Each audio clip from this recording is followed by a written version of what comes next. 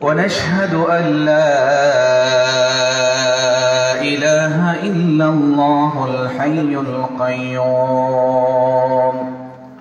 الذي لا تأخذه سنة ولا نوم لا ضد له ولا ند له ولا مثل له ولا مثيل له ونشهد أن لا إله إلا الله وحده لا شريك له ونشهد أن سيدنا ونبينا وحبيبنا ومولانا محمدا عبده ورسوله الذي أرسله بالحق بشيرا ونذيرا وداعيا إلى الله بإذنه وسراجا منيرا أما بعد فقد قال الله تبارك وتعالى في كلامه المجيد والفرقان الحميد أعوذ بالله من الشيطان الرجيم بسم الله الرحمن الرحيم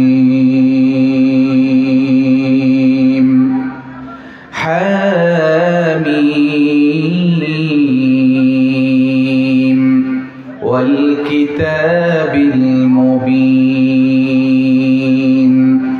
إنا أنزلناه في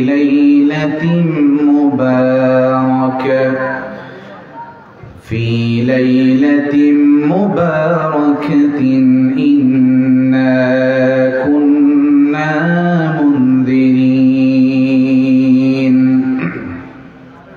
فيها يفرق كل أمر حكيم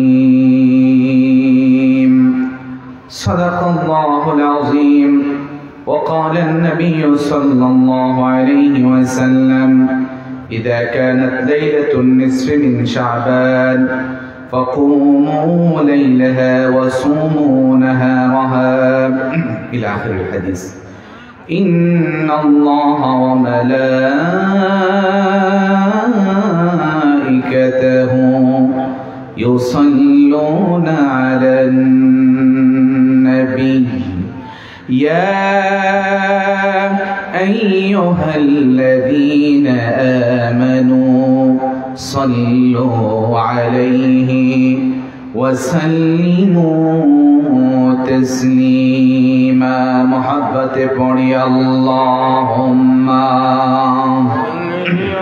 ما شاء الله محبة مولانا محمد وعلى آله مولانا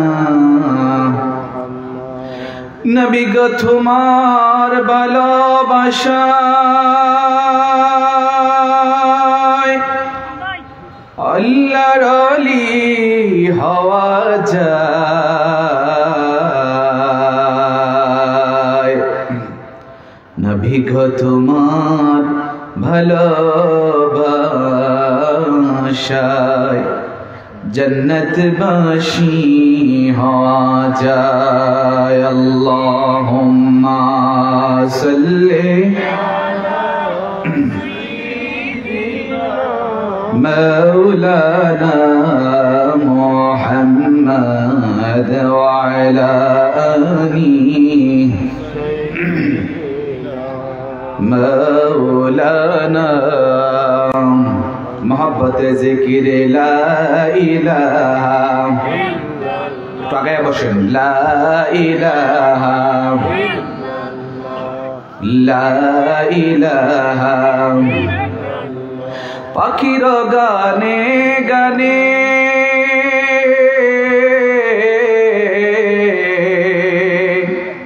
হাওয়ার তানে তানে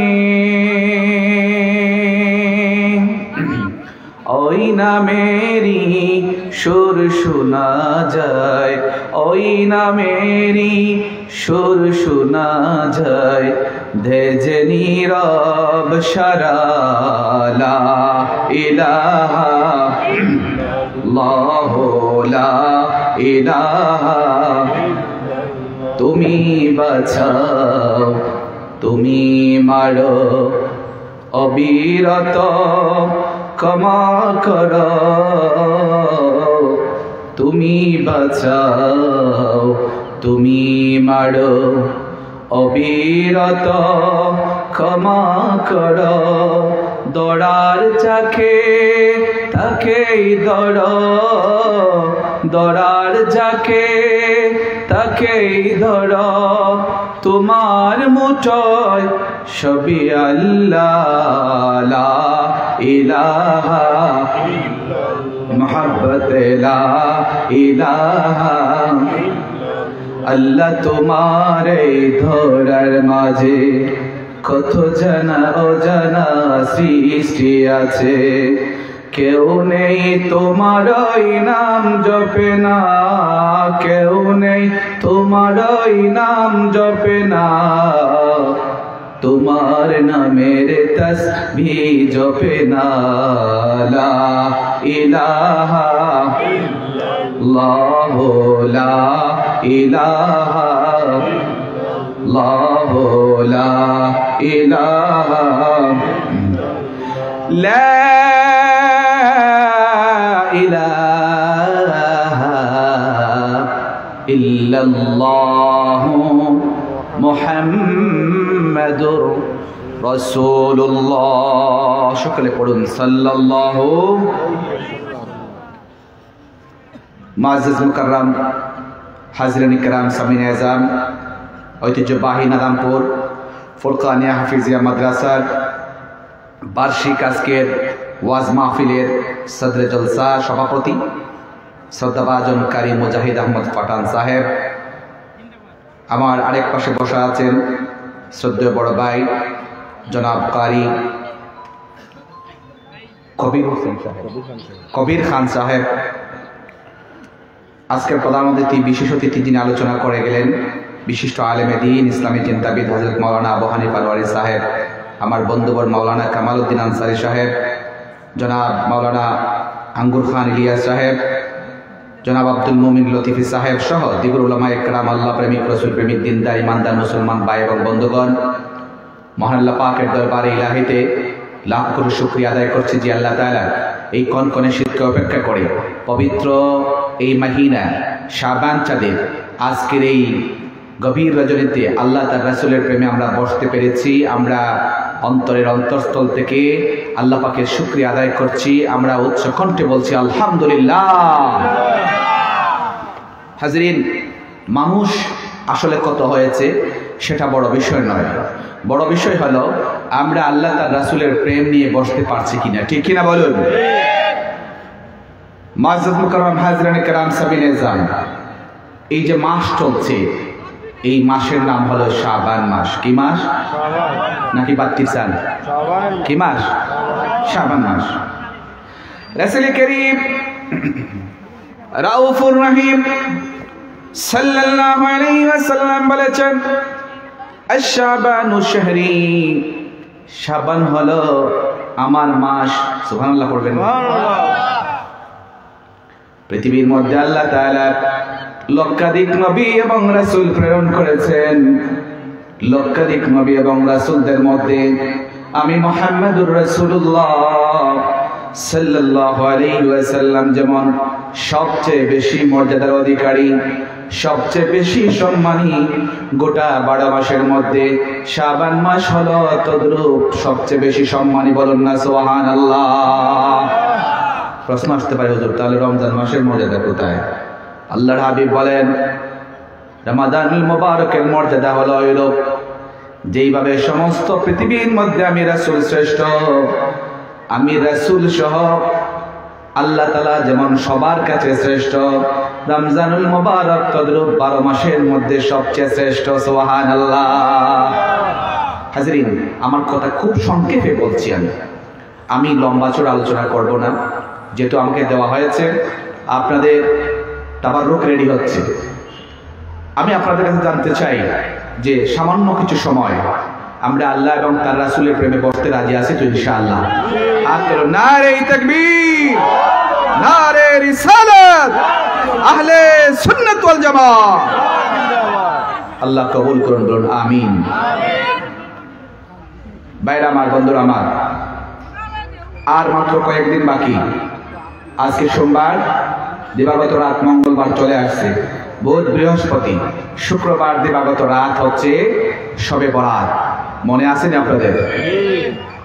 আমি আপনাদের সম্মুখে কোরআনুল কারীম ফুরকানে হামিদ থেকে একখানা আয়াতে কারীম আমি তেলাওয়াত করেছি, যে সূরার নাম হলো সূরা দুখান। কি নাম বলুন? সূরা দুখান। এই সূরা দুখানের 3 এবং 4 নং আয়াতে আল্লাহ তাআলা ইরশাদ ফরমান, ইন্না আনজালনাহু ফি লাইলাতিন মুবারাকাতিন ইন্না কুন্না মুনজিরিন।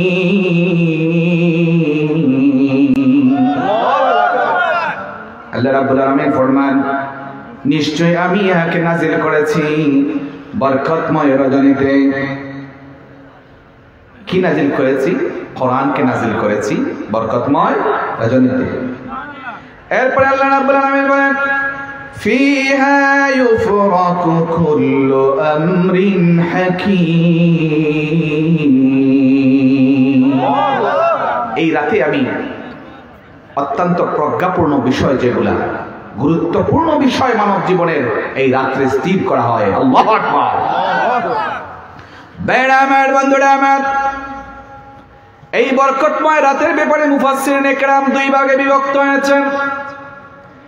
এক ভাগ বলেছেন, যারা জমহুর মুফাসসিরিনে কেরাম, তারা বলেছেন এই রাত হলো কদরের রাত। আবার মুফাসসিরিনে কেরামের বড় একটা অংশ, হযরত ইকরামা, ইমাম কুরতুবী রহমাতুল্লাহ আলাইহি, আল্লামা ইবনে কাসির, আল্লামা ইবনে জারির তাবারি, ইমাম ফখরুদ্দিন রাজি, আল্লামা মাহমুদ আলুসি বাগদাদি সহ অসংখ্য মুফাসসিরিনে কেরামের বড় একটা দল বলেছেন এখানে লাইলাতুল মুবারাকা দ্বারা লাইলাতুন নিসফি মিন শাবানকে বোঝানো হয়েছে। বলুন সুবহানাল্লাহ। লাইলাতুন নিসফি মিন শাবান, শাবান চাঁদের অর্ধ তারিখের রজনী। কোনটা? 14 তারিখ দিবাগত 15 তারিখের রাত। আল্লাহু আকবার। বেড়া আমার, বন্ধুরা আমার, হাদিস শরীফ যদি তাকাই আমরা, নবী করিম সাল্লাল্লাহু আলাইহি ওয়াসাল্লাম বলেছেন, সুনান ইবনে মাজার হাদিস, জিলদে আউয়াল, পৃষ্ঠা নম্বর 444, রাসূল করিম সাল্লাল্লাহু আলাইহি ওয়াসাল্লাম ইরশাদ ফরমান, ইযা কানাত লাইলাতুন নিসফি মিন শাবান ফাকুমু লাইলাহা ওয়া সুমু নাহারাহা। আল্লাহর হাবিব নূরের জবান থেকে ইরশাদ ফরমান, ও আমার উম্মতেরা, তোমাদেরকে আমি জানিয়ে রাখছি, ইযা কানাত লাইলাতুন নিসফি মিন শাবান, যখন লাইলাতুন নিসফি মিন শাবান মানে শবে বরাতের রাত তোমাদের কাছে আসবে, কুমু লাইলা, রাত্রি জাগরণ করে আল্লাহর ইবাদত বন্দেগীতে দাঁড়িয়ে যাও, ওয়া সুমু নাহারাহা, আর পরের দিন আল্লাহ সন্তুষ্টির জন্য তোমরা রোজা রাখো। সুবহানাল্লাহ পড়বেন। সুবহানাল্লাহ। আমাদের দেশে কিছু মানুষ আছে, আলেম নামদারি, লেবাসদারি, বলে শবে বরাতের রোজা নাই। আছে না নাই? কথা বলো না, আছে না নাই? সেদিন দেখলাম এক বানোয়ার বলতেছে যে শবে বরাতের রোজা যদি কেউ রাখে তাহলে সে জাহান্নামে যাবে। নাউজুবিল্লাহ বলে। এমন গাদ্দার আমাদের দেশে আছে না নাই? বলছে শবে বরাতের রাতে আলাদা কোনো ইবাদত বন্দেগী নাই, করতে পারবেন না। নাউযুবিল্লাহ বলেন। অথচ রাসূলুল্লাহ বলতেছেন ইযা কানাত লাইলাতুন নিসফি মিন শাবান ফাকুমু লাইলাহা ওয়া সুমু নাহারা। আল্লাহু আকবার। ভাইরা আমার, বন্ধুরা আমার, কিছু নাদান প্রকৃতির আলেম নামদারি জালেম, তারা শবে বরাতের দলিল খুঁজে পায় না। অথচ আমার মতো ছোট্টখাট্ট একজন মানুষ শবে বরাতের পক্ষে 22টা সহিহ হাদিস খুঁজে পেয়েছি। সুবহানাল্লাহ পড়ুন। শুধু আমার মতো ব্যক্তি 22টা সহিহ হাদিস, যেগুলা জয়ীফ এগুলা বাদই দিলাম, যেগুলা জয়ীফ এগুলা বাদ দিলাম, এগুলা তোমরা মানবা না, মানার দরকার নাই। সহিহ হাদিসগুলা কি করবা? এগুলা মানা লাগবে না? কথা বলুন। রাসূলুল্লাহর একটা সহিহ হাদিস যদি কেউ অস্বীকার করে, সে কি ইমানদার থাকবে না বেঈমান হবে? কথা বলুন, ইমানদার থাকবে না বেঈমান হবে? কথা ক্লিয়ার না ভেজাল আছে? ভাইরা আমার, বন্ধুরা আমার, শুনুন তাহলে আর মাত্র একটা হাদিস শোনাই। হাদিস গ্রন্থের নাম হচ্ছে ইবনে মাজাহ, প্রথম খণ্ড, হাদিস নম্বর 1388। সাইয়্যিদুনা হযরতে আলী ইবনে আবি তালিব রাদিয়াল্লাহু তাআলা আনহু থেকে বর্ণিত, তিনি বলেন قال رسول الله صلى الله عليه وسلم إذا كانت ليلة النصف من شعبان فقوموا ليلها وصوموا نهارها فإن الله ينزل فيها لغروب الشمس إلى السماء الدنيا. الله أكبر. فيقول ألا من مستغفر لي فاغفر له، ألا مسترزق فارزقه، ألا مبتلى فعافي، ألا كذا على كذا حتى يطلع الفجر. বলুন না সুবহান। সাইয়্যিদুনা আলী ইবনে আবি তালিব রাদিয়াল্লাহু তাআলা আনহু বলেন, নবী করিম সাল্লাল্লাহু আলাইহি ওয়াসাল্লাম নূরের জবান থেকে ইরশাদ করেছেন, রে আমার উম্মতেরা, যখন 14 তারিখ শাবানের 14 তারিখ দিবাগত রাত লাইলাতুন নিসফি মিন শাবান অর্থাৎ শবে বরাতের রাত যখন আসে, তখন তোমরা রাত্রি জেগে জেগে আল্লাহর ইবাদত করো, দিনে রোজা রাখো। রাত্রি জেগে জেগে ইবাদত করলে কি লাভ হবে? فإن الله ينزل فيها لغروب الشمس إلى السماء الدنيا. আল্লাহর হাবিব বলেন, আল্লাহ রাব্বুল আলামিন ওই রাত্রে স্পেশাল ভাবে, আল্লাহ রাব্বুল আলামিন কুদরতি ভাবে তার আরশ থেকে দুনিয়ার আসমানে তিনি নেমে আসেন। বলুন না সুবহানাল্লাহ। আর আল্লাহ রাব্বুল আলামিন ডাকতে থাকেন, ফায়াকুলু আলা মিন মুস্তাগফিরিন লি ফাগফির লাহু।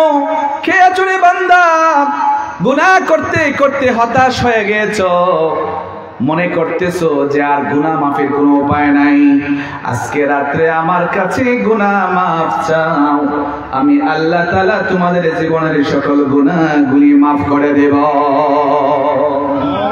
আর জোরে বলা যাবে না সুবহানাল্লাহ। শবে বরাতের রাতে যারা মসজিদে যায় আল্লাহকে ডাকার জন্য, দলিল কোরআনে আসেনি, হাদিসে আসেনি। কোন মৃত্যু যদি বলে শবে বরাত তো কোরআনে নাই, এ সত্যবাদী না মিথ্যাবাদী? কথা আওয়াজ দিয়ে বলতে হবে, ইমানে জজবায় বলতে হবে। যারা আজকে শবে বরাতের বিরুদ্ধে মাঠে নেমেছে, যারা বলে শবে বরাত কোরআনে নাই, হাদিসে নাই, এরা সত্যবাদী না মিথ্যাবাদী? বলতে হবে এরা সত্যবাদী না মিথ্যুক? মৃত্যুকের ওয়াজ শোনা জায়েজ নাই, এরা মৃত্যুক। কোরআনে শবে বরাতের কথা আছে, হাদিসে শবে বরাতের কথা আছে না নাই? বাকি রহিল তারা কুযুক্তি যেটা দেয় যে শবে বরাত শব্দ কোরআনে নাই, কথা সত্য, মতলব খারাপ, ঠিক কিনা বলুন? আপনাদের কাছে জানতে চাই, আমরা নামাজ পড়ি কি পড়ি না? নামাজ শব্দ কি কোরআনে আছে ভাই?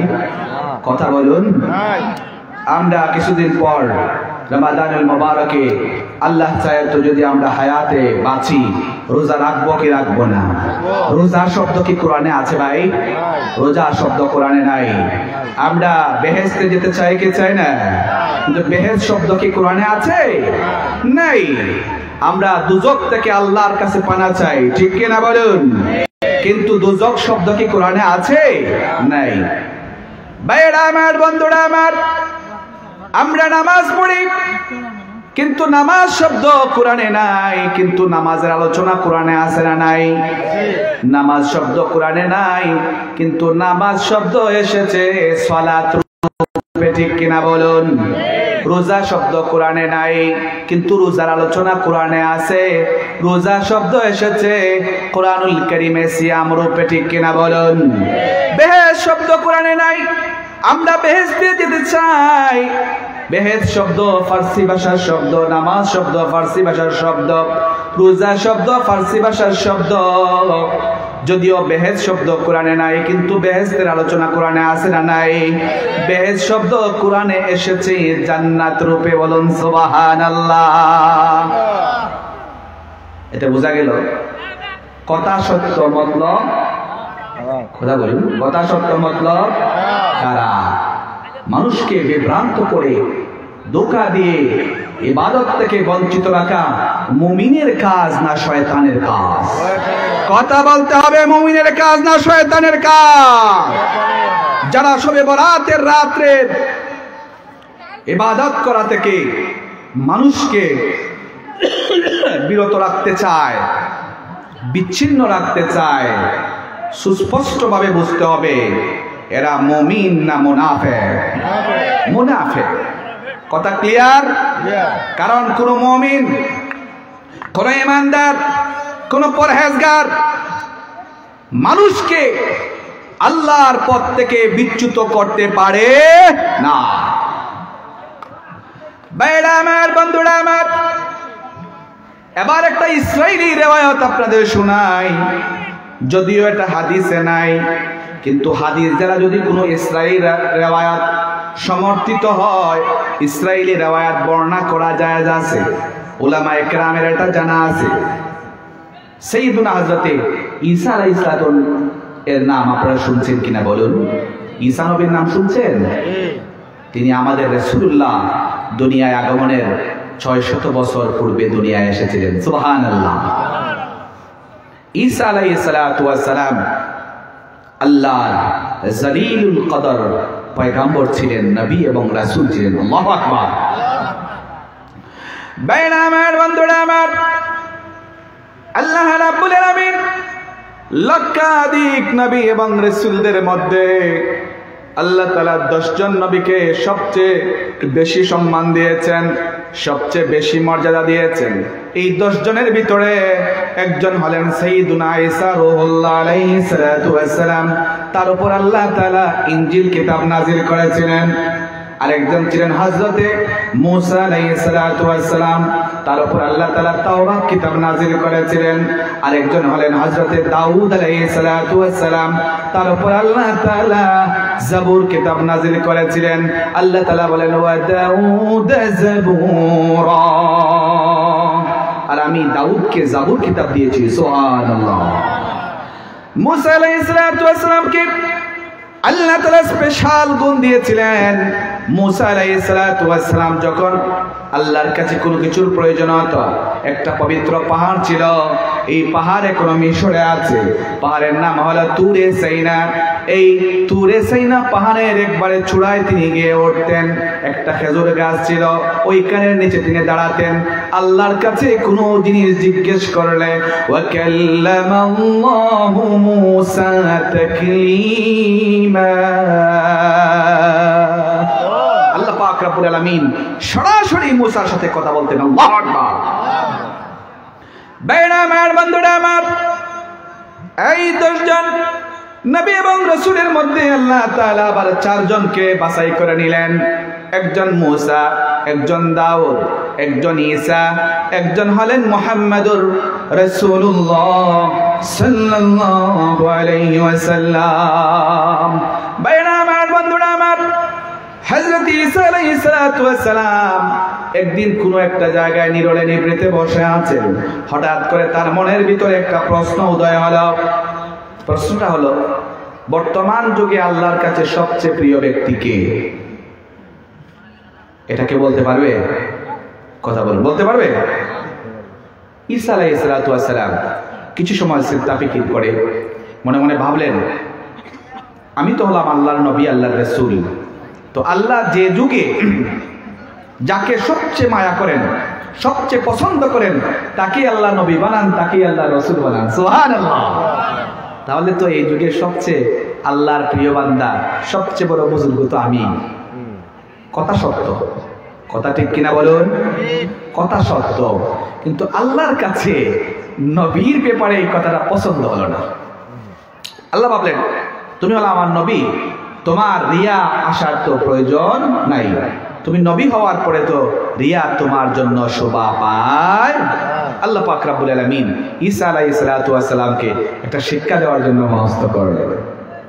সঙ্গে সঙ্গে ঈসা নবীর দিলের মধ্যে ইলহাম হয়ে গেল, রে ঈসা দাঁড়াও, খুম দাঁড়িয়ে যাও, রওনা শুরু করে দাও, পূর্ব দিকে হাঁটতে থাকো।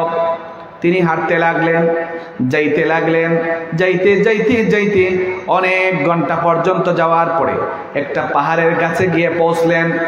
পাহাড়ের কাছে পৌঁছার পরে ঈসা আলাইহিস সালাতু ওয়াস সালামের দিলের মধ্যে আল্লাহ তাআলা আবার ইলহাম দিলেন, এবার থেমে যাও। ঈসা নবী এবার থেমে গেলেন। আমার কথা বোঝা যাচ্ছে না? ভাইরা আমার, বন্ধুরা আমার, এবার সাইয়্যিদুনা ঈসা আলাইহিস সালাতু ওয়াস সালাম যখন থেমে গেলেন, পাহাড়ের দিকে একটু নজর করলেন, দেখলেন পাহাড়ের একবারে পাদদেশে বিশাল আকৃতির একটা রাউন্ড সার্কেল পাথর দেখা যায়। সুবহানাল্লাহ পড়ুন। পাথর স্বাভাবিকত 2 কেজি, 5 কেজি, 10 কেজি পরিমাণ পাথর হয়। এখন একটা পাথর যদি মনে করেন 100 কেজি পরিমাণ বড় পাথর হয়, তাও আবার একবারে মিলমাল গোল রাউন্ড সার্কেলের মতো, আশ্চর্য হওয়ার লাগে কি লাগে না বলুন? আশ্চর্য হতে হয়। ঈসা আলাইহিস সালাতু ওয়াস সালাম আশ্চর্য হয়ে গেলেন, বললেন সুবহানাল্লাহ। কি বললেন? আমরা সবাই একবার বলি, কি বললেন? সুবহানাল্লাহ। ভাইরা আমার, বন্ধুরা আমার, আল্লাহ রাব্বুল আলামিন ঈসা নবীকে বললেন, ঈসা কি আশ্চর্য দেখলে, মাত্র একটা পাথর দেখেছ, সুবহানাল্লাহ বলেছ, আরো আশ্চর্যের বাকি রয়ে গেছে। হাতের মধ্যে তোমার যে আশা আছে, যে গোল্লা আছে বা যে লাঠি আছে, ছড়ি আছে, এটা দিয়া এই পাথরের মধ্যে বিসমিল্লাহ বলে একটা আঘাত করো। হযরত ঈসা আলাইহিস সালাতু ওয়াস সালাম এবার বললেন, বিসমিল্লাহির রহমানির রহিম বলে তিনি এই পাথরের মধ্যে একটা আঘাত করলেন।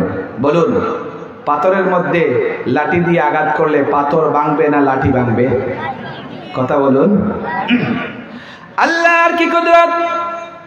ঈসা আলাইহিস সালাতু ওয়াস সালাম পাথরের মধ্যে যেই মাত্র বিসমিল্লাহ বলে একটা আঘাত করলেন, সঙ্গে সঙ্গে পাথর 2 ভাগে ভাগ হয়ে 2 দিকে সরে যায়। সুবহান।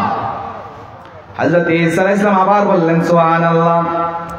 আরো আশ্চর্য হয়ে তিনি দেখলেন পাথরের ভিতরে একজন জীবন্ত মানুষ যায় নামাজে বসে বসে আল্লাহর জিকির করতেছে। আল্লাহু আকবার। ভাইরা আমার, বন্ধুরা আমার, এবার হযরত ঈসা পয়গম্বর আরো অবাক হয়ে গেলেন, আশ্চর্য হয়ে লক্ষ্য করলেন যে ওই যে ব্যক্তি জিকির আজকার করতেছেন তার জায়নামাজের কোণার মধ্যে 2টা ফল দেখা যায়। কি দেখা যায়? ফল, বেমৌসুমি ফল, তাও মৌসুমের ফল নয়। মনে করেন এই যে শীতের মৌসুম, এখন কি কাঁঠালের সময় নেই? এখন যদি মনে করেন আমার সামনে একজনের একটা পাকা টসটসা রসালু কাঁঠাল এনে আমাকে দেয়, হুজুর এই কাঁঠালটা আপনাকে হাদিয়া করলাম, আমি একটু অবাক হব কি হব না? এইভাবে মনে করেন বেমৌসুমি 2টা ফল ঈসা নবী ওই পাথরের ভিতরে বসা ব্যক্তির জায়নামাজের কোণায় দেখলেন। আল্লাহু আকবার। হযরত ঈসা আলাইহিস সালাতু ওয়াস সালাম লক্ষ্য করলেন এই ব্যক্তি আল্লাহর জিকিরে খায় মনোবাক্যে আল্লাহর জিকির করে যাচ্ছে, কিছু সময় দাঁড়িয়ে দাঁড়িয়ে অপেক্ষা করার পরে দেখলেন ওই ব্যক্তির জিকির বন্ধ হয়েছে। এবার তিনি সালাম দিলেন, আসসালামু আলাইকুম। ওই ব্যক্তি সঙ্গে সঙ্গে জবাব দেয়, ওয়া আলাইকুমুস সালাম ইয়া ঈসা রূহুল্লাহ।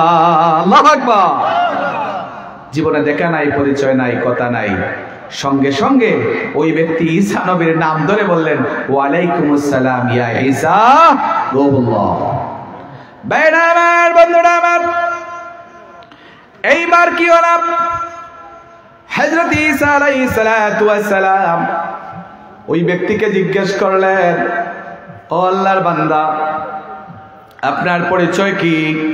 কতদিন যাবত এই পাথরের ভিতরে বসে বসে আল্লাহর ইবাদত করতেছেন? আল্লাহর বান্দা তখন জবাব দিলেন, ও আল্লাহর পয়গম্বর ঈসা নবী, আমি আসলে আমার পরিচয় হলো আমি দূর বা ভিন দেশের কোনো মানুষ ছিলাম না, এই এলাকারই একজন মানুষ ছিলাম। আজ থেকে 400 বছর আগে দুনিয়ায় আমার পিতা ছিলেন, আমার মাতা ছিলেন। আমার পিতা মাতার মধ্যে আমার বাবা আগে ইন্তেকাল করেন। যতদিন বাবা বেঁচে ছিলেন বৃদ্ধ অবস্থায় সর্বোচ্চ খেদমত করার চেষ্টা করেছি। বাবার ইন্তেকাল হওয়ার পরে আমার মা যতদিন বেঁচে ছিলেন মায়ের কদমে কদমে পড়ে থাকতাম। কোন সময় মায়ের কি প্রয়োজন, কোন সময় খানার প্রয়োজন, কোন সময় গোসলের প্রয়োজন, কোন সময় সেবার প্রয়োজন, সব সময়ের মায়ের সেবাতে লেগে থাকতাম। আমার মা একদিন নামাজের পরে আমার জন্য হাত তুলে এমন দোয়া দিলেন, আমাকে বললেন, রাব্বুল আলামিন, আমার নিজের কানে আমি শুনেছি, মাবুদ ও রাব্বুল আলামিন, আমার সন্তান যেভাবে আমার খেদমত করলো, যেভাবে আমাকে খুশি করলো, আমি মা হইয়া আমার সন্তানের খেদমতে আমার কলিজাটা শীতল হয়ে গিয়েছে। মাওলা, আমি আমার সন্তানের প্রতি সর্বোচ্চ খুশি হয়ে গিয়েছি। তোমার কাছে ফরিয়াদ জানাই, আমার সন্তানকে দুনিয়া এবং আখিরাতে সম্মানী বানাও। আমার সন্তানকে তুমি এমন বুজুর্গি দান করো, এমন সম্মান দান করো, যে বুজুর্গি দেখে দুনিয়ার মানুষগুলো আশ্চর্য হইয়া যায়। আল্লাহু আকবার। ও আল্লাহর নবী ঈসা, আমার মার দোয়ার বদৌলতে আল্লাহ তাআলা আমাকে এই সম্মান, এই বুজুর্গি, এই মর্যাদা দিয়েছেন। আজ একদিন নয়, 2 দিন নয়, ঈসা নবী আজ একদিন নয়, 2 দিন নয়, প্রায় 400 বছর হয়ে গেল এই পাথরের ভিতরে বসে বসে আল্লাহর ইবাদত করে, আল্লাহর বন্দেগী করে। আর আমার খাওয়ার প্রয়োজনের চিন্তা করা লাগে না, আমি আল্লাহর জিকির করি, আল্লাহ আমার খাবারের ফিকির করেন, অর্থাৎ খাবারের চিন্তাটা আল্লাহ রাব্বুল আলামিনই করেন। আমার খাবারের জন্য সকাল সন্ধ্যা আল্লাহ তাআলা বেহেশত থেকে 2টা করে বেহেশতি ফল পাঠায়া দেন। আল্লাহু আকবার। মার খেদমত করার প্রয়োজন আছে নি? আছে না নাই? যার পিতা মাতা বেঁচে আছেন, আপনারা ভাগ্যবান কি ভাগ্যবান নয়? যেই দিন এই কদম হারিয়ে ফেলবেন, পিতা এবং মাতাকে হারিয়ে ফেলবেন, ইচ্ছা করলে এই কদমে আর চুমা দিতে পারবেন? ইচ্ছা করলে মায়ের কাছে গিয়ে বলতে পারবেন, মা একটু দোয়া করে, বলতে পারবেন না।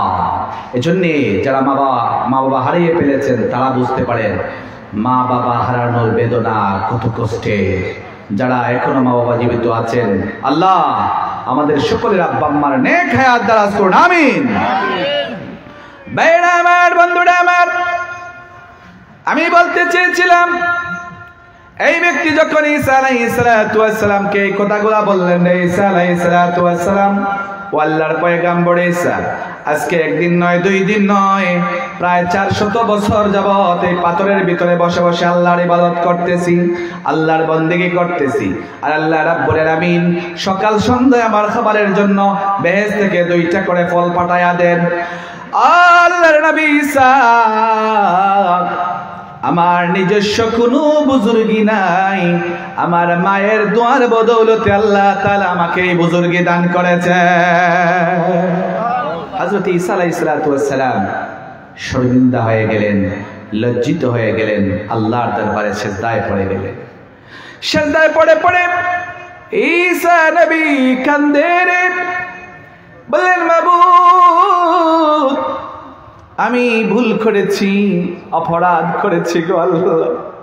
মনে করেছিলাম এই পৃথিবীর মধ্যে আমি মনে হয় তোমার সবচেয়ে প্রিয় ব্যক্তি, সবচেয়ে বড় বুজুর্গ, কিন্তু তুমি আমাকে নিজ চোখে আঙ্গুল দিয়া দেখায়া দিলে এই পৃথিবীতে আরো কত মানুষ জানি তোমার প্রিয় আছে। আমার সামনে যে পাথরের ভিতরে বসা ব্যক্তি, উনি তো আমার থেকে তোমার কাছে অনেক প্রিয়। সুবহানাল্লাহ। আল্লাহ রাব্বুল আলামিন বললেন, ঈসা কি দেখেছো বুজুর্গি, কি দেখেছো ফজিলত, আরো শুনে নাও। এই তোমার পরে এমন একজন নবী দুনিয়ায় আমি পাঠাবো, বাদ ইসমুহু আহমেদ। আকাশে যার নাম হবে আহমেদ, জমিনে যার নাম হবে মুহাম্মদ। এই নবীকে আমি খাতামুল আম্বিয়া, সাইয়্যিদুল মুরসালিন, শাফিউল মুজনিবিন, রাহমাতাল লিল আলামিন বানিয়ে দেব। ওয়া মা আরসালনাকা ইল্লা রাহমাতাল লিল আলামিন। আল্লাহ বলেন, হে রাসূল, আমি আপনাকে সমস্ত জগতের জন্য রহমত স্বরূপ পাঠিয়ে দিয়েছি। সুবহানাল্লাহ। এজন্য যত জগতের মালিক আল্লাহ তাআলা, যত জগতের মালিক, যত জগতের প্রতিপালক, যত জগতের খালিক, আমার রাসূল হলেন সমস্ত জগতের রহমত। এজন্য আল্লাহ হলেন রাহমাতাল লিল আলামিন। এই ছাত্ররা, এই তোমরা বসো তো, বসো।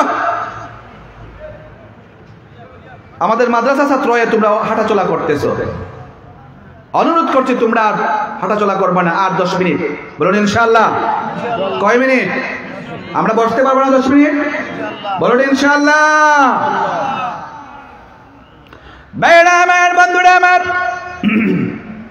আমি বলছিলাম যত জগতের মালিক আমার আল্লাহ তাআলা, তত জগতের রহমত হলেন আমার রাসূল মুহাম্মদুর রাসূলুল্লাহ। এজন্য আল্লাহর নাম হলো রব্বুল আলামিন, আর আমার নবীর উপাধি হলো রাহমাতাল লিল আলামিন। ভাইরা আমার, বন্ধুরা আমার, আল্লাহ রাব্বুল আলামিন ঈসা আলাইহিস সালাতু ওয়াস সালামকে বলে দিলেন, রে ঈসা, কান খুলে শুনে রাখো, কি বুজুর্গি দেখেছ, কি সম্মান দেখেছ, কি মর্তবা দেখেছ। এই যে পাথরের ভিতরে যে ব্যক্তি বসে বসে 400 বছর পর্যন্ত ইবাদত করে, আমার জিকির করে, আমার রিয়াজত করে, আমার মেহনত করে, যে বুজুর্গি সম্মান লাভ করেছে, আখিরের যুগে যে নবীকে আমি দুনিয়ায় পাঠাবো, যার নাম আকাশে হবে আহমেদ, জমিনে হবে মুহাম্মদ, ওই নবীর উম্মতদেরকে আমি এমন একটা রাত্রি গিফট করব, উপহার দিব। তারা যদি ওই এক রাত পরিমাণ সময় আমি আল্লাহ তাআলার কদমের সামনে কারা হয়ে যায়, দণ্ডায়মান হয়ে যায়, গুনাহ মাফের জন্য ফরিয়াদ জানায়, আমি আল্লাহ তাআলা এক রাত্রে ইবাদতের বিনিময়ে ওই পাথরে বসা ব্যক্তির 400 বছরের ইবাদতের চেয়েও বেশি সওয়াব দান করব। আল্লাহু আকবার। হাজরিন, সেই রাত কোন রাত? সেই রাত হলো শবে বরাতের রাত। সুবহানাল্লাহ পড়বেন না? আর জোরে বলুন না সুবহানাল্লাহ। শবে বরাতের রাতে আমরা ইবাদত করতে চাই কি চাই না? কি কি ইবাদত করব? নাম্বার 1, এই কথা বলি শেষ করছি, আপনারা খুব গভীর মনোযোগ দিয়ে শুনবেন। 1 নম্বর, এই দিন এবং রাতে 5 ওয়াক্ত নামাজ জামাতে পড়তে হবে, যদি আল্লাহর কাছ থেকে পরিপূর্ণ মাফি পাইতে হয়। পড়তে রাজি আছেন তো ইনশাআল্লাহ? হাত তুলুন। নারে তাকবীর, নারে রিসালাত, আহলে সুন্নাত ওয়াল জামাত, সিলসিলায়ে ফুলতলি, সিলসিলায়ে বাজারপুরি, সিলসিলায়ে জয়নপুরি, নাদামপুর ফুরকানি হাফিজিয়া মাদ্রাসা। আল্লাহ কবুল করুন। হাত নামান। 1 নম্বর ওয়াদা করছেন, মুমিনদের বৈশিষ্ট্য ওয়াদা রক্ষা করা। মনে থাকতে হবে কিন্তু আগামী শুক্রবার ফজর থেকে নামাজ যেন জামাত মিস না হয়। নামাজ তো আমরা অবশ্যই সব দিন পড়তে হবে, ওই দিন আমরা জামাতের সহিত ফজর থেকে আরেক ফজর পর্যন্ত ইনশাআল্লাহ পারবেন তো? 2 নম্বর, ফজরের পরে সূরা ইয়াসিন, যোহরের পরে সূরা তাহা, আসরের পর সূরা নাবা, মাগরিবের পর সূরা ওয়াকিয়া, ইশার পর সূরা মুলক। রাজি আছেন তো ইনশাআল্লাহ? যারা পড়তে আমরা পারি, পড়ার জন্য রাজি আছি তো ইনশাআল্লাহ? এগুলা প্রত্যেকটার পেছনে কিন্তু দলিল আছে। আমি যে বলছি, দলিল বলতে গেলে কিন্তু সময় চলে যাবে, আমার কথার মিল থাকবে না। আমি বলছি কম সময়, এজন্য আপনাদের কম সময়ে শেষ করে দিচ্ছি। 3 নম্বর আমার আলাপ,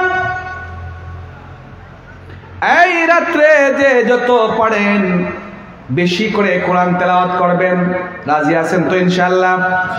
স্পেশাল 5টা সূরার নাম বলে দেই: সূরা ইয়াসিন, সূরা রহমান, সূরা ওয়াকিয়া, সূরা মুলক, সূরা মুজাম্মিল। আর যদি বেশি সূরা নাও পড়তে পারেন, কমপক্ষে এই 5টা সূরা পড়বেন। এই 5টা সূরা যদি এক একটা সূরার ফজিলত আমি বলা শুরু করি, এক একটা সূরার ফজিলত বললে আধা ঘন্টা সময় লাগবে। সুবহানাল্লাহ পড়বেন। কয়টা গেল আমল? 1 নম্বর 5 ওয়াক্ত নামাজ জামাতের সহিত। 2 নম্বর কি বলছি? কোরআনুল কারীমের তেলাওয়াত, কোরআনুল কারীমের তেলাওয়াত। তারপর 3 নম্বর বেশি বেশি করে আল্লাহর হাবিবের মহব্বতে দুরুদ পড়তে রাজি আছি না নাই? এখন তো আবার দুরুদের উপরে ফতোয়া চলে আসছে, বলে এই যে আমরা ওয়াজ মাহফিলে দুরুদ পড়ি, বলে যে ওয়াজ মাহফিলে যারা ইলম কালাম না এরা এসে শুধু দুরুদ পড়ে। নাউজুবিল্লাহ পড়বেন না? দুরুদ পড়া কি আমাদের ব্যক্তিগত বানোয়াটি কথা না আল্লাহর নির্দেশ? কথা বলুন, 1 নম্বরে কে নির্দেশ দিয়েছেন?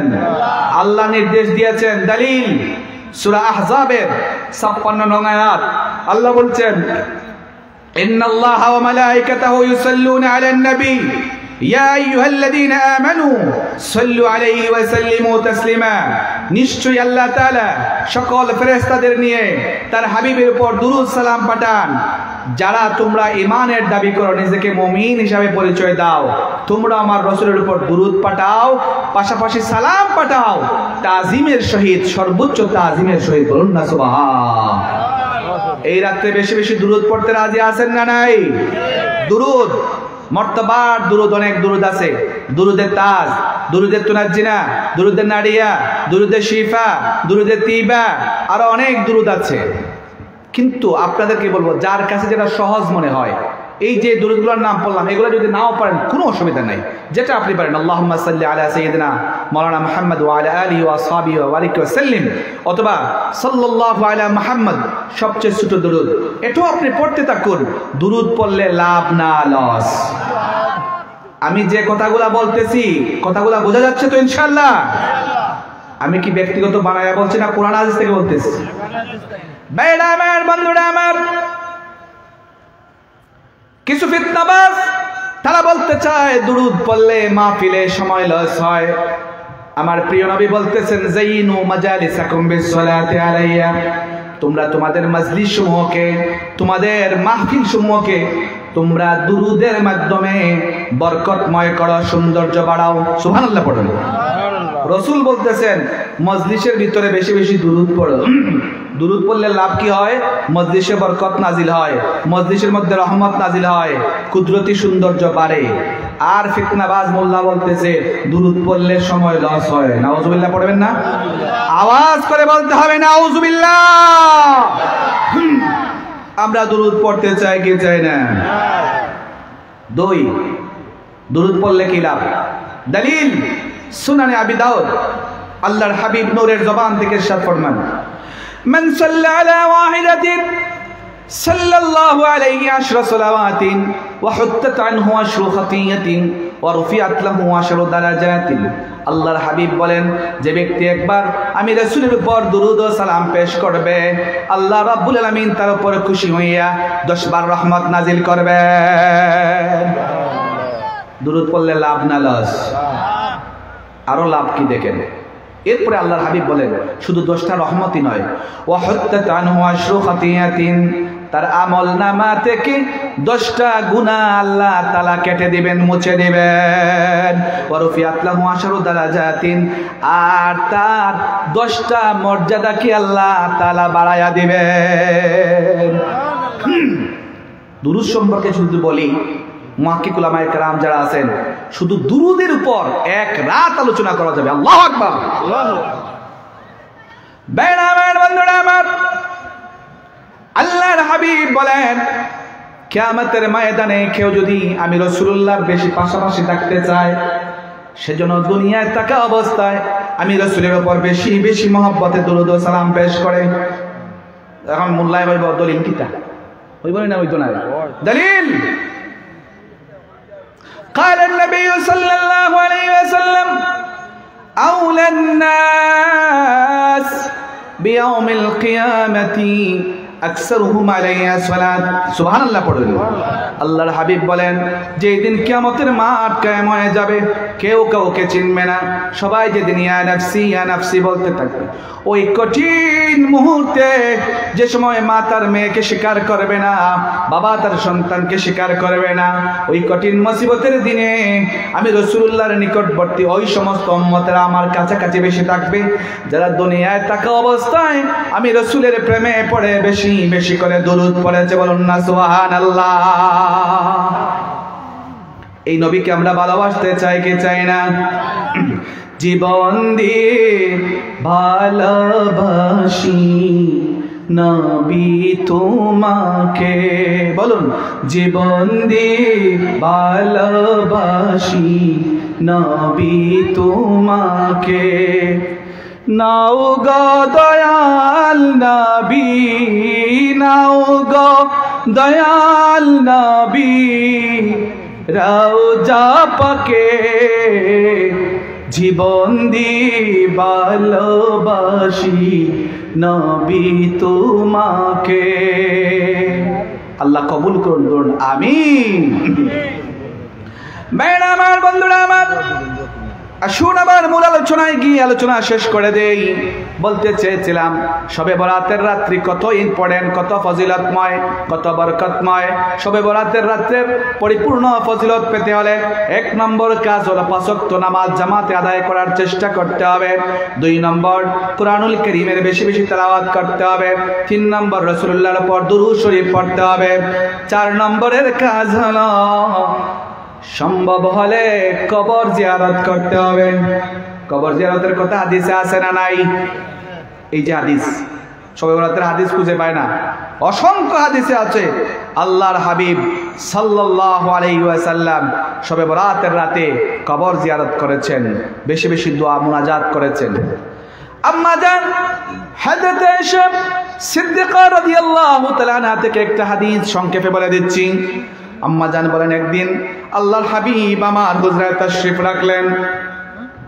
রাত গভীর হয়ে যায়, হঠাৎ দেখি আমার চোখ খুলেছে, আমি দেখি আল্লাহর হাবিব আমার পাশে নাই, বিছানায় নাই। তখন মদিনায় মুনাফিকদের খুব বেশি প্রভাব ছিল। মুনাফিকরা মুসলমানদের উপর খুব বেশি নির্যাতন করত, সব সময় ষড়যন্ত্র করত। আমি ভাবলাম হয়তো আল্লাহর রাসূলকে মুনাফিকরা ধরে নিয়ে গেছে নাকি। আমি খুঁজতে বের হয়ে গেলাম। খুঁজতে খুঁজতে গিয়ে দেখি নূর নবীজি আমার রাহমাতুল লিল আলামিন জান্নাতুল বাকিতে দাঁড়ায়া দাঁড়ায়া কবরবাসীর উদ্দেশ্যে জিয়ারত করতেছে। আল্লাহু আকবার।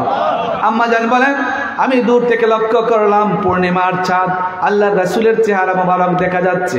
আমি একটু আড়াল থেকে দেখলাম আল্লাহর হাবিব জিয়ারত করার পরে 2 হাত যখন আকাশের দিকে তুলেছেন, আল্লাহর হাবিবের চোখ মুবারক থেকে টপ টপ করে পানিগুলা গড়িয়ে পড়তেছে।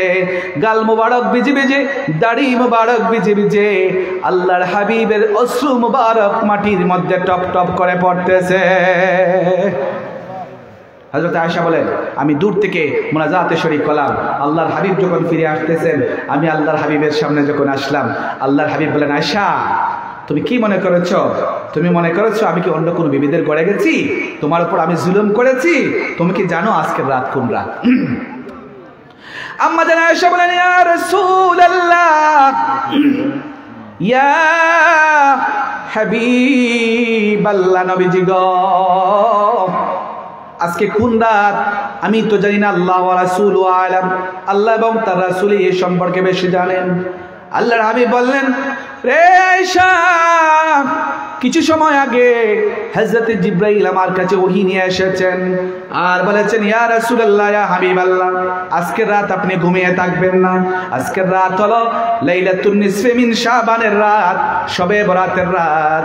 ইয়া রাসূলুল্লাহ, আপনি উঠুন, আপনি মুনাজাত করুন, নামাজ পড়ুন, কোরআন তেলাওয়াত করুন। আল্লাহ তাআলা আজকের রাতে আকাশের সকল রহমতের দরজাগুলা খুলে দিয়েছে। আল্লাহু আকবার পড়বেন না? আওয়াজ করে পড়ুন আল্লাহু আকবার। এই যে আল্লাহু আকবার, সুবহানাল্লাহ, আলহামদুলিল্লাহ, এগুলা সওয়াব আছে না নাই? কথা বলুন, সওয়াব আছে না নাই? এই কণ্ঠ দিয়েছেন কে? কথা বলুন, কণ্ঠ দিয়েছেন কে? এই কণ্ঠ কার ধ্বনির জন্য, কার তাসবির জন্য ব্যবহার হবে? কথা বলতে হবে। দানের শীষ নৌকা, আমার আবু হানিফা রাহিমাহুল্লাহ বলছেন, দানের শীষ নৌকা বলতে বলতে একবারে জানটা সইফালে, কিন্তু কিয়ামত পর্যন্ত দানের শীষ নৌকা লাঙ্গল বললে একটা সওয়াব আছে নি? কথা বলুন, সওয়াবের প্রয়োজন আছে না নাই? কিয়ামতের ময়দানে একটা সওয়াবের জন্য হাহাকার করবেন, দৌড়বেন পাগলের মতো, পঙ্গপালের মতো, কিন্তু একটা সওয়াব কেউ কাউকে দিবে না। এজন্য জীবিত থাকা অবস্থায় একবার যদি আল্লাহু আকবার বলেন, সওয়াব আছে না নাই? আলহামদুলিল্লাহ বললে সওয়াব আছে না নাই? সুবহানাল্লাহ বললে সওয়াব আছে না নাই? তাহলে একবার সকলে উচ্চ কণ্ঠে বলুন না, সুবহানাল্লাহ। দুই কাঁধে যে দুইজন ফেরেশতা আছেন, বিশ্বাস আসেনি? এরা যে লিখেন, বিশ্বাস আসেনি? আমি প্রায় সময় বলি, কোনো বাজারে গেলে, দোকানে গেলে, যেখানে সিসি ক্যামেরা আছে, সাবধানে লোকেরা চলাফেরা করে। কিসের জন্য? যদি কোনো মিস্টেক হয়ে যায়, সিসি ক্যামেরায় উঠে যাবে। রে ভাইয়েরা আমার, বন্ধুরা আমার, সিসি ক্যামেরার ভয় তুমি করলা, কিন্তু তোমার আল্লাহকে তুমি ভয় করলা না। তোমার আল্লাহ তোমার দুই কাঁধে কুদরতি দুইটা সিসি ক্যামেরা কিয়ামত পর্যন্ত, মরণ পর্যন্ত তোমার লাগাইয়া দিস। এটার বিশ্বাস তোমার নাই। যদি এটার বিশ্বাস তোমার থাকতো রে, তাহলে কখনো তুমি মিথ্যা কথা বলতে পারতা না।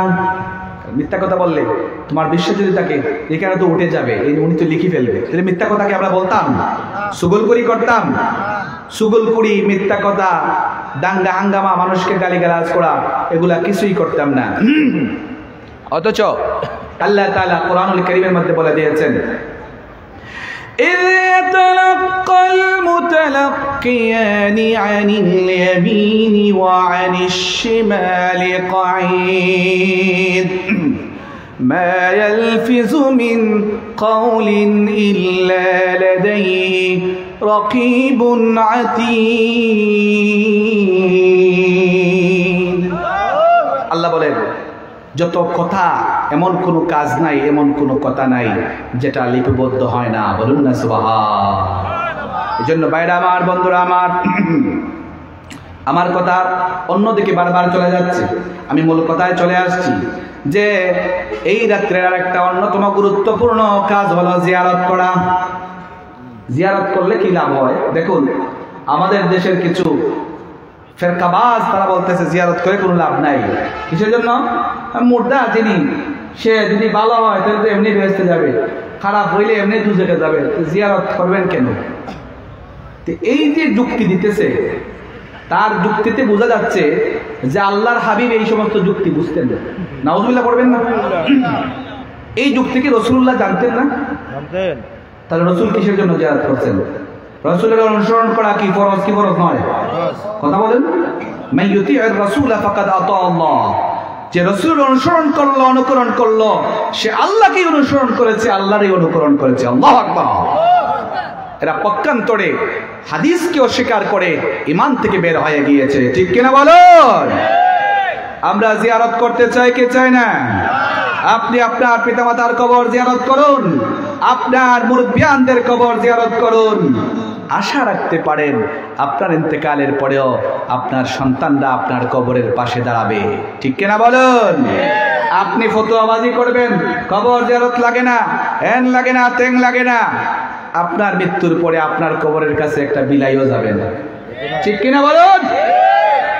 আমরা জিয়ারত চাই কি চাই না? আমরা শবে বরাত চাই কি চাই না? মিলাদ পড়তে চাই কি চাই না? দুরুদ পড়তে চাই কি চাই না?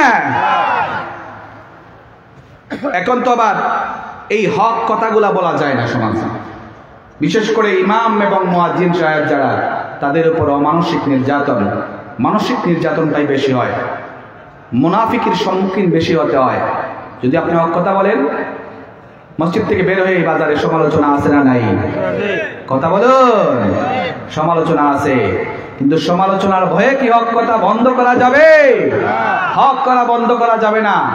আল্লাহর হাবিব সুস্পষ্ট বলে দিলেন, আস-সাকিতু আনিল হাক্কি শাইতানুন আখরাসুন, যে আলেম হক কথা জানার পরেও মানুষদেরকে জানায়া দেয় না, সে বোবা শয়তানের অন্তর্ভুক্ত হয়ে যায়। চিৎকার দিয়ে বলুন নাউজুবিল্লাহ।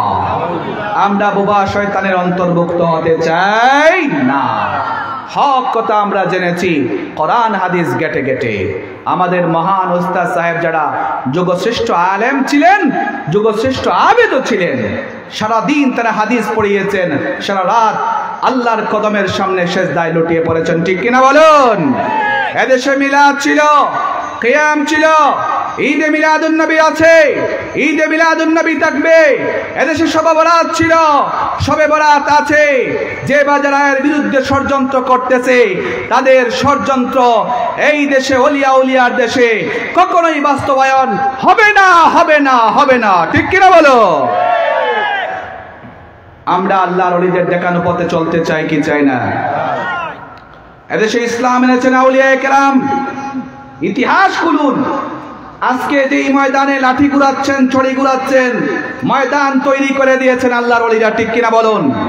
যদি হযরত শাহজালাল না আসতেন, শাহপরান না আসতেন, কারামত আলী জৈনপুরী না আসতেন, আজকে এই দেশে এত মানুষ মুসলমান হওয়া সম্ভব ছিল না। হাজার হাজার খানকা, লাখো লাখো মসজিদ, হাজার হাজার মাদ্রাসা আজকে পেয়ে গেছে। এটা কি এমনি এমনিতেই হয়েছে নাকি মেহনত লেগেছে? মেহনতের বিনিময়ে হয়েছে।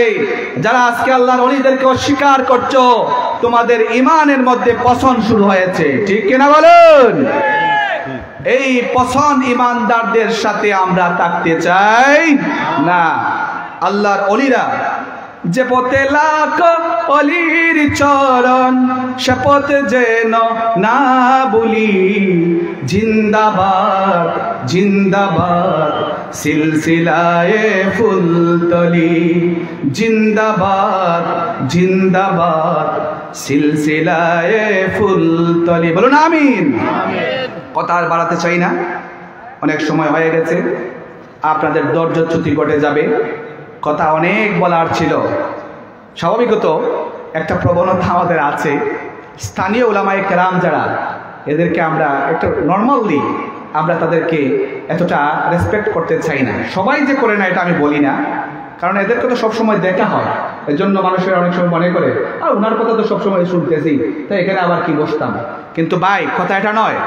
যিনি কোরআন থেকে আলোচনা করবেন, হাদিস থেকে আলোচনা করবেন, সে যদি আমার আপন ভাইও হয়, তার কথা শোনার প্রয়োজন আছে না নাই? আর আমরা তো পাগল হয়ে যাই যদি নামের শেষে দেখি অমুক সাহেব ঢাকা, রাজধানী ঢাকা নিয়ে এসে চলে এসেছে, কথা কি বলল সেটা আমরা বোঝার প্রয়োজন মনে করি না। কিছু সুর আছে, কিছু টান আছে, কিছু কি আছে, হাসি আছে, কিছু কান্না আছে, ওয়াজ সমাপ্ত। আমি আপনাদের সম্মুখে অহংকার করে বলছি না, ওয়ালা ফখরে আলাই, আল্লাহর অশেষ দয়া মেহেরবানিতে পড়াশোনা যথেষ্ট করার চেষ্টা করেছি। তো পড়াশোনা করে যে একবারে মহাপণ্ডিত হয়ে গেছে এমন নয়। হাদিস পড়েছি আলহামদুলিল্লাহ, তাফসিরও পড়েছি, ফিকহও পড়ার চেষ্টা করেছি, সব কিছুতে আলহামদুলিল্লাহ, তিন বিষয়ের উপরই আলহামদুলিল্লাহ আমার ফার্স্ট ক্লাস আছে, আলহামদুলিল্লাহ পড়ে দেব। মুর্শিদুল আল মুকাররম সাহেব কিবলা ফুলতুলি রহমতুল্লাহ আলাইহির কাছ থেকে কারিয়ানার সনদ এনেছি। বলতে গেলে আর অনেক বলা, এটা নিজের অহংকার হয়ে যায়, সেটা বলতে চাচ্ছি না। তো আমি বলতে চেয়েছিলাম, আমাদের স্থানীয়ভাবেও বহু আলেম ওলামা আছেন, আমার কথা আমি বলছি না, ওয়াল্লাহি আল্লাহ আমাকে ক্ষমা করুন। স্থানীয় আলেম ওলামা যারা বড় মাপের আছেন, তাদেরকে আমরা সম্মান দিতে হবে, তাদেরকে শ্রদ্ধা করতে হবে, তাদের কথা আমাদের শোনার প্রয়োজন আছে না নাই? বাইরে থেকে যারা বক্তা আনেন তাদেরকে খারাপ বলছি না, বড় বড় আলেমও আছেন, তবে বেশিরভাগ আলেমের ক্ষেত্রে সতর্কতা অবলম্বন করতে হবে আমাদের। তিনি কোথায় পড়েছেন, কার কাছে পড়েছেন, সত্যি আলেম কিনা। এজন্যে আলহামদুলিল্লাহ আজকে যারা এসেছেন আমি মনে করি সকলেই ভালো আলেম ছিলেন, বলুন আলহামদুলিল্লাহ। আল্লাহ পাক রব্বুল আলামিন আমাদের আজকের মাহফিলকে কবুল করুন, মঞ্জুর করুন। যারা প্রবাস থেকে বিভিন্নভাবে সহযোগিতা করেছেন সকল প্রবাসীদের জন্য অন্তরের অন্তঃস্থল থেকে দোয়া করি, আল্লাহ যেন সকলের প্রবাসী জিন্দেগিকে সুখময় জিন্দেগি বানায়া দেন, শান্তির জিন্দেগি নসিব করেন, বলুন আমিন।